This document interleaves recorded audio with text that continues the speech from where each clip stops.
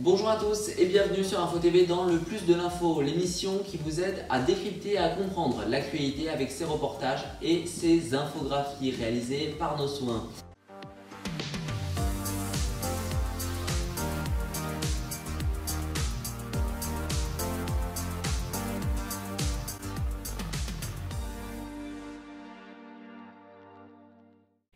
En cette mi-août, le gouvernement reste mobilisé sur le terrain malgré ses vacances, la preuve avec un conseil de défense sanitaire suivi d'un conseil des ministres en visioconférence réalisé mercredi autour du président de la République depuis le fort de Brégançon. Emmanuel Macron qui a voulu affirmer que nous avions encore plusieurs mois à vivre avec le virus. Regardez par exemple la France qui remonte un petit peu au classement de la vaccination. Elle est désormais 11e, la France qui accélère toujours. Emmanuel Macron qui veut vacciner tous les Français malgré la 4e vague de Covid-19 avec le variant indien toujours extrêmement présent, selon les mots de Gabriel Attal, le porte-parole du gouvernement qui a tenu un compte-rendu du Conseil de défense mercredi après-midi. Eh bien, nous sommes sur un faux plat. Vous voyez ce graphique signé France Info. Oui, les données de Santé publique France sont relativement mauvaises, notamment dans les hôpitaux, où là, l'accélération épidémique d'il y a 15 jours se ressent, et notamment aux Antilles. Le ministre de la Santé, Olivier Véran, y était en milieu de semaine. La vague violente est la conséquence d'une vaccination trop faible, a-t-il martelé.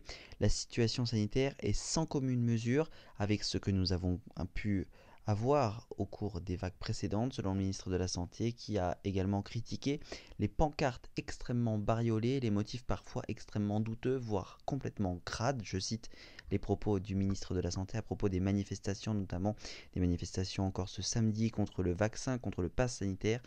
Les services de renseignement attendaient encore plus de monde. Ce samedi, vous avez pu suivre tout l'après-midi en direct sur notre compte Twitter et notre site internet infotvgroup.wixsite.com ces manifestations avec par exemple également notre partenaire Flash Info Île-de-France pour l'actualité locale.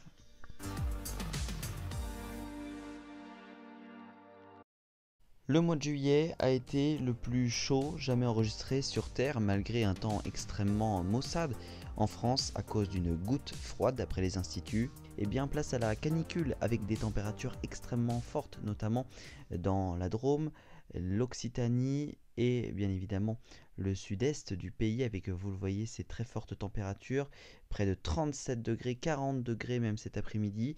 Et dimanche après-midi, eh bien, ce sera toujours très chaud. Vous voyez également la météo des plages qui s'affiche sur votre écran avec notre infographie. Vous voyez, la température extérieure sera extrêmement haute, notamment en Corse et près de Nice, avec un indice UV relativement faible, en revanche, aux alentours de 5.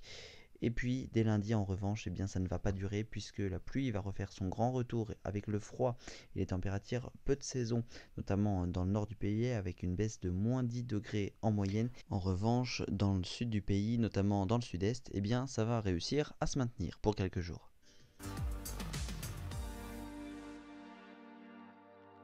Ce week-end, ce sera encore très chargé sur les routes avec notamment beaucoup de monde dans le sens des retours sur l'autoroute A7. En Auvergne-Rhône-Alpes principalement, sur l'autoroute A6, regardez, c'est rouge dans le sens des retours et rouge également dans le sens des départs dans le sud-ouest et dans l'extrême sud-est sur l'arc méditerranéen.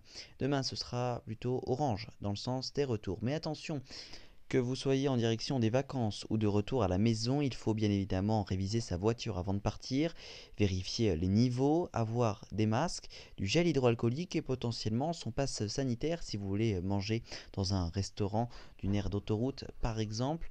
Il faut également prévoir des outils de dépannage, s'assurer que les vitres soient propres, prévoir de l'eau, il va faire encore très chaud ce week-end, on vous le disait à l'instant, et puis dormir suffisamment et faire des pauses régulièrement, et bien évidemment prendre soin de son animal de compagnie si vous en avez un.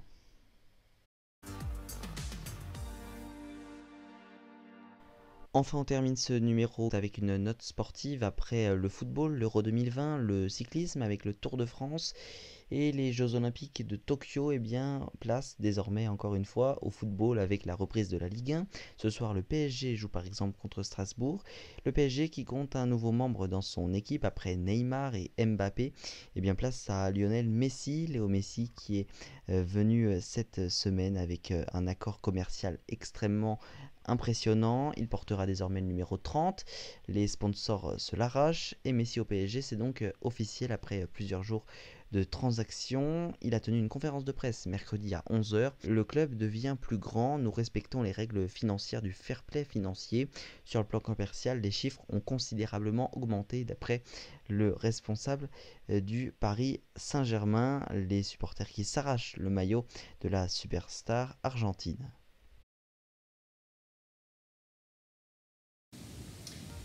C'est la fin de cette émission, merci à tous de l'avoir suivi. N'hésitez pas à nous rejoindre sur nos réseaux sociaux, @groupeinfotv pour l'actualité en continu sur notre compte Twitter et sur Instagram, les exclusivités mais également les informations importantes et coulisses, @groupeinfotv également. Et pour toute remarque ou question, n'hésitez pas à nous contacter @groupeinfotv sur nos réseaux sociaux ou alors par mail groupeinfotv@gmail.com. Très bon week-end.